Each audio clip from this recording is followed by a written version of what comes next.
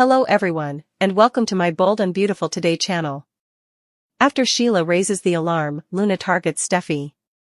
Steffy and Finn discuss how rude it was of Luna to show up at the Cliff house and act as like she owned it. Steffy claims that she is more insane and deluded than ever. Steffy claims that beneath Luna's heavy tears lies real evil. Finn also doesn't believe that she has changed. He regrets that Steffy had to put up with her entering the house. He promises that she will never be around their kids. Ridge enters and they give each other a hug. "Are you okay?" he says, frowning. "No," Steffy says. "Luna just arrived." "If Steffy is alright," Ridge asks. "She's just irritated." Ridge finds out that although they made it apparent that Luna couldn't be a part of their lives, she came seeking another opportunity. Ridge yells that she must come to terms with that. Nothing that Finn has done suggests that they could be romantically involved. "She's deadly," Ridge grunts. Steffy concurs. It won't be long before Luna attacks once more. Ridge sits and complains over Bill Spencer's pardoning of Luna. Finn is certain that someone else was compensated. According to Steffy, it is a slap in the face to both her victims and society. Where does Finn stand on all of this? Ridge asks. Finn believes his daughter ought to be incarcerated. Steffy is informed by Ridge that they will continue to attempt to have their attorneys reverse this absurd pardon. He says that at Il Giardino, Electra and Luna had a run-in. Sheila defended the forester after Luna threatened her. Luna is untruthful. Luna reassures the gun seller in her apartment that she is proficient with a 9mm. "What do you want a gun for?" he says. "What do you think?" she asks, before asserting that she must defend herself because she lives alone. Luna brightens when she's by herself and swoons over an internet picture of Finn. Then she glances at a photo of Steffy, and her face darkens. She glances at the gun next to her. Deacon requests specifics. He lashes out at Sheila for meeting with her murderous granddaughter at their house when she was threatening them, taking Deacon's place.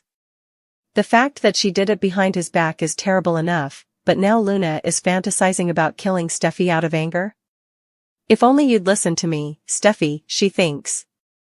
Luna wants Steffy out of the picture, Sheila confirms. Deacon wonders, you would think she would be keeping quiet. She can't do anything to aid her, and she won't risk her marriage to him, so Sheila advised her to get out of town. According to Deacon, Luna is soulless and shameless. She attempted to kill Steffy and killed 2 of his pals. He inquires as to what Sheila anticipates doing next. Will she really make an attempt to murder Steffy? Deacon assures Sheila that he is working to ensure her safety as well as the safety of their employees and clients. There, at the apartment, she encountered Luna. Sheila acknowledges that her judgment was flawed.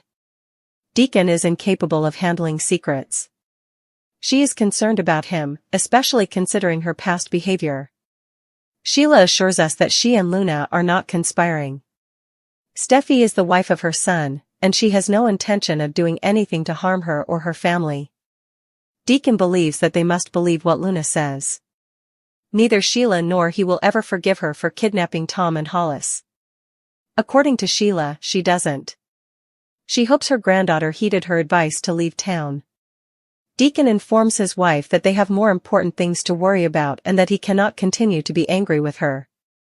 Sheila affirms that Luna's obsession with dating Finn is real. She is afraid of the extent she will go to in order to achieve it.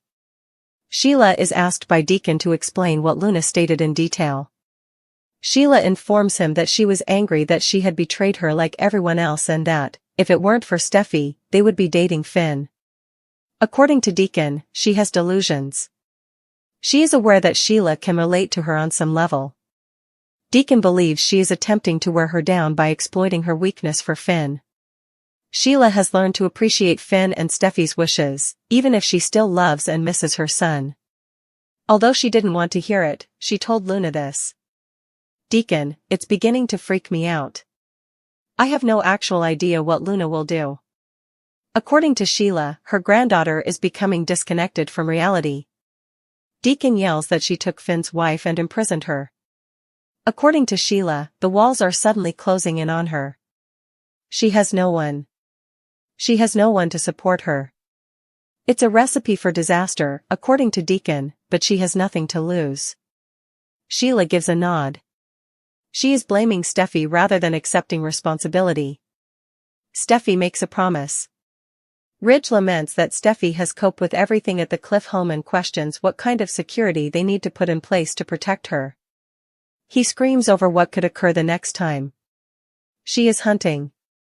Steffy is the prey, and she is hunting her.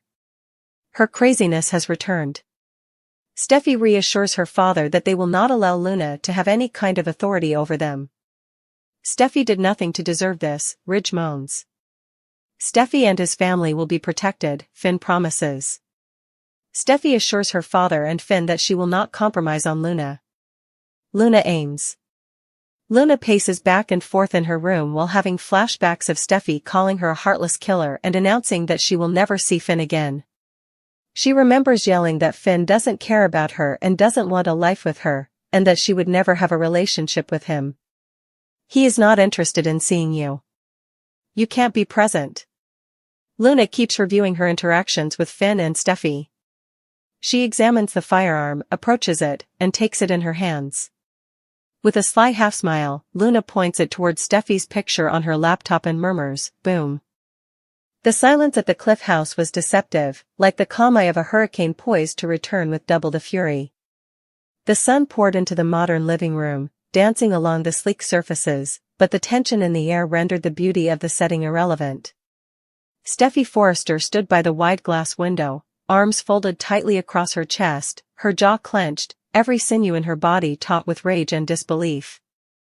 John Finnegan stood nearby, silent, processing the surreal confrontation they had just endured. Luna, the woman who had once brought devastation to their lives, had dared to set foot in their sanctuary again, her demeanor bold, unapologetic, and dripping with delusion. The gall of her, Steffy snapped, voice shaking as she turned to face her husband. She came in here like she owned the place. Like she belonged here. Finn gave a slow, solemn nod, not surprised but deeply unsettled. She hasn't changed. She's just gotten better at pretending. Her crocodile tears, her fake apologies, they don't hide what's underneath. And what's underneath is, Steffy didn't need to finish. They both knew. Evil. Dangerous. Irredeemable. She's delusional, Finn. She's crazier than ever. There's something so off about her now. It's like she's clinging to a fantasy and dragging reality into her spiral. Finn sighed heavily and moved closer to Steffy, reaching out to squeeze her hand. I'm sorry you had to deal with her alone. I should have been here. Steffy shook her head, trying to find composure. No, it's not about that. It's about keeping her away from our family. From our kids. She doesn't get to come near them, not now, not ever. Finn's jaw tightened with resolve. She won't. I'll make sure of it. They embraced, a fortress of love and solidarity in the face of a growing storm, when the door opened behind them and Ridge walked in, his expression immediately registering concern. You okay? Ridge asked, his tone laced with urgency. Steffy pulled back from Finn and turned toward her father, her eyes flashing with intensity. No. Luna was just here. Ridge's face darkened. What? His voice boomed through the room, filled with a father's fury and a man's frustration. She came here? Steffy nodded. Looking for another chance. She made some speech about how she's changed, how she wants to talk to Finn, be part of his life. I shut it down. We both did. Ridge paced the room, fists clenching. She'll have to accept it. She has no place here. No part in your lives. She's dangerous, and she always will be. Finn added, I've never given her a reason to think I want a relationship. This is all in her head. Ridge growled, a dangerous head. You give her an inch, and she'll bury a knife in your back the second she gets the chance. Steffy stared into the distance, her voice quieter now, more haunted.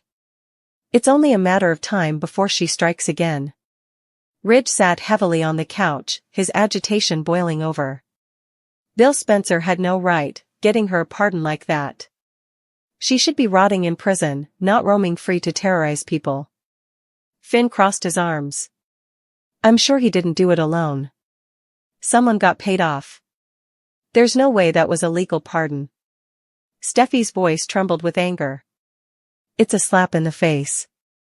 To me, to Tom, to Hollis. She murdered 2 people and tried to murder me. And now she's back, smiling, acting like nothing happened. Ridge looked directly at Finn. Where do you stand? Finn's response was swift and firm. She should be in prison. Period. Ridge nodded solemnly. We'll fight this. Our lawyers are already looking into how to overturn the pardon. She won't get away with this. Not forever. He paused. Electra ran into her the other day. At Il Giardino. Luna threatened her. And get this, Sheila was the one who stepped in to defend Electra. Steffi blinked. Sheila? Defending a Forrester? Meanwhile, across town, in her dimly lit apartment, Luna stood with a small pistol in her hand, the cold metal a perfect reflection of her internal detachment. She had just convinced a skeptical gun seller that she needed the weapon for protection. What do you want a gun for? He had asked, his tone a mix of curiosity and caution. What do you think? She replied with a raised brow, voice sugar-sweet and laced with venom. Once he left, Luna locked the door behind him and walked to the table where her laptop sat open. She smiled as she gazed at a photo of Finn, the one taken on the beach with his kids in the background, sunlight catching in his hair, laughter frozen in time.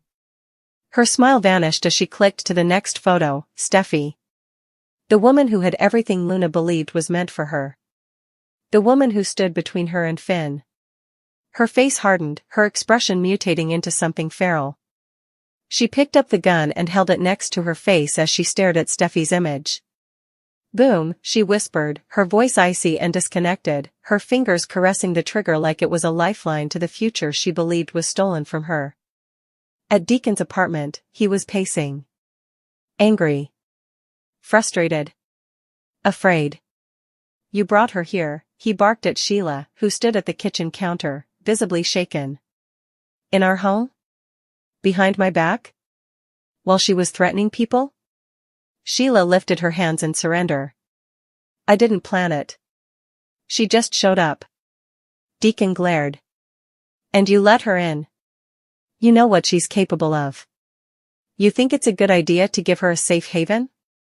Now she's having fantasies about killing Steffi. Sheila exhaled. I know. I told her to leave town. I made it clear, I won't help her, I won't jeopardize this life with you.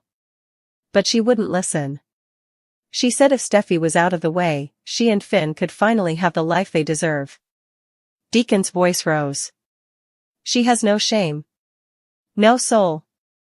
She murdered 2 people and tried to murder Steffi. Why are we even talking about her like she's salvageable? Sheila looked conflicted, torn between maternal guilt and fear. She's my granddaughter, Deacon. That doesn't mean I condone anything, but part of me still remembers the girl she used to be. She's not that girl anymore, Deacon spat. She's a loaded gun, and she's about to go off.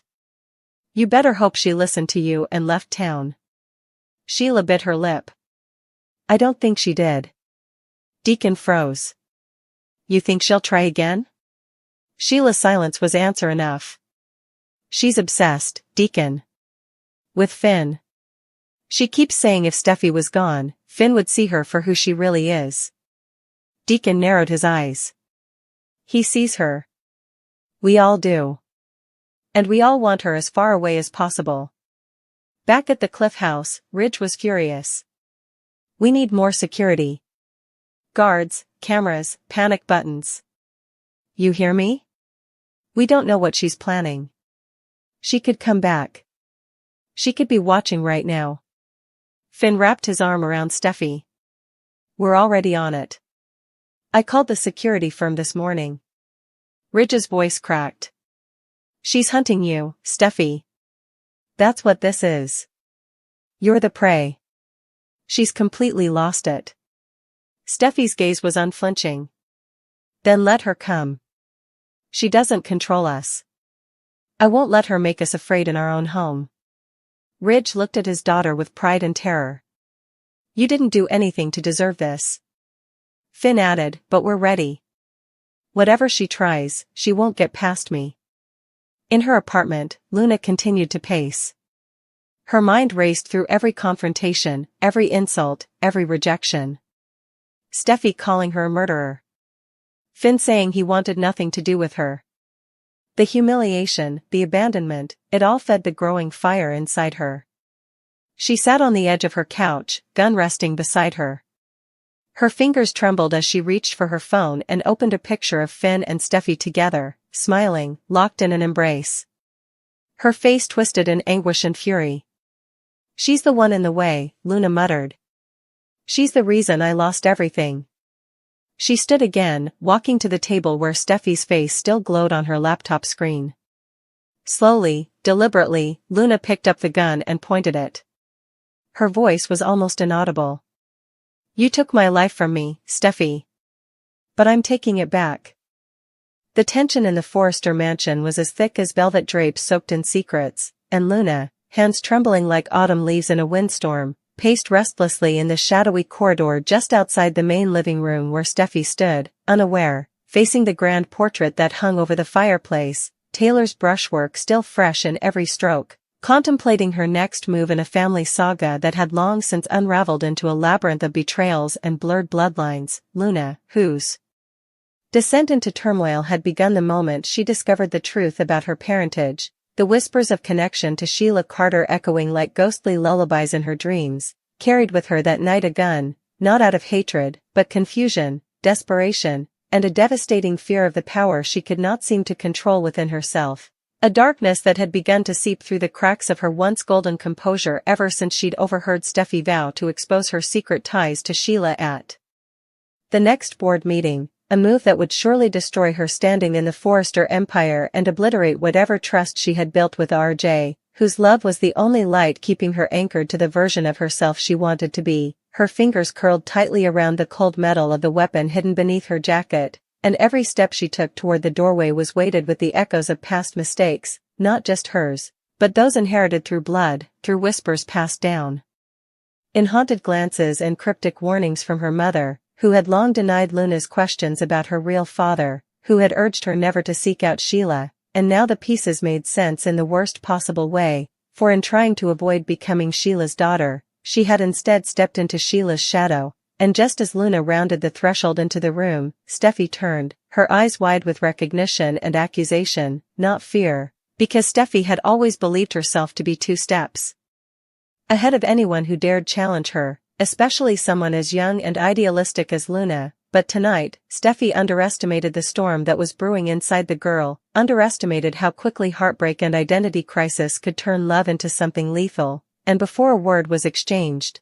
before Luna could even plead her case or throw down the gun and surrender, the weapon discharged. The sound splitting the silence like a scream in the dark, sending a murder of crows scattering from the trees outside, and Steffi's body arched backward as if pulled by unseen strings, a crimson bloom spreading across her blouse as she collapsed to the floor with a gasp and a shudder, her eyes locked on Luna's as if trying to speak 1,000 words in a final instant, but Luna, frozen in horror, the gun clattering to the floor beside her, did not see Steffi's lips move, did not hear the faint whisper of a name that sounded like Finn, did not even notice the blood on her hands until the door behind her burst open and in strode Sheila, eyes flashing, breath caught in her throat, the very image of a nightmare made flesh, but in this moment, not as villain, but as mother, as protector, as someone who saw what no one else could see, her daughter standing at the edge of a precipice with nothing beneath her but the weight of a mistake that could destroy them both. And Sheila, with the eerie calm of someone too familiar with crisis,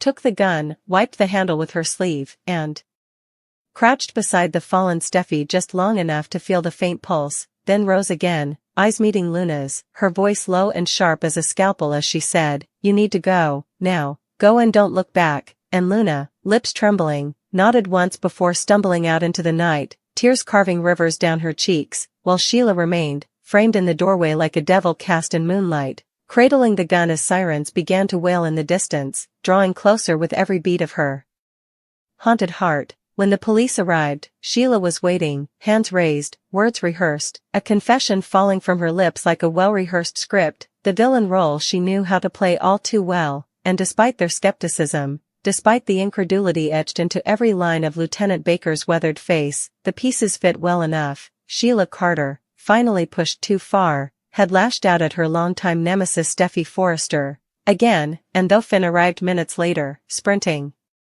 through the hospital corridors in disbelief and grief, his wife barely clinging to life in surgery, he could not make sense of it, could not understand why his mother would do such a thing after trying so hard to convince him she had changed, that she was worthy of forgiveness, but the truth lay trembling in Luna's hands miles away, as she sat alone on the beach staring at the horizon, her soul fractured by the enormity of what had happened, haunted by the image of Steffy falling. Haunted even more by the way Sheila had looked at her, not with disappointment, but with compassion, as if shielding her from this darkness had always been the plan, as if the sins of the mother could somehow absolve the child, and in the days that followed, as Steffy fought for her life and Sheila sat stoic in a jail cell rehearsing her role as the ultimate villain once again, Luna remained hidden, consumed by guilt, and RJ, torn between rage and confusion, refused to believe the rumors that Sheila had done it alone, his gut twisting with the feeling that someone far closer to him, was involved, while the Forresters circled the wagons, old wounds reopening as Ridge vowed justice, as Thomas boiled with fury, as Brooke clutched her grandchildren tighter, and all the while Luna watched from the shadows, her secret burning brighter than any spotlight, knowing the day would come when the truth would surface like a body in deep water, and when it did, she would have to face not only the family she had betrayed, but the part of herself that had always feared she was more like Sheila than she dared admit.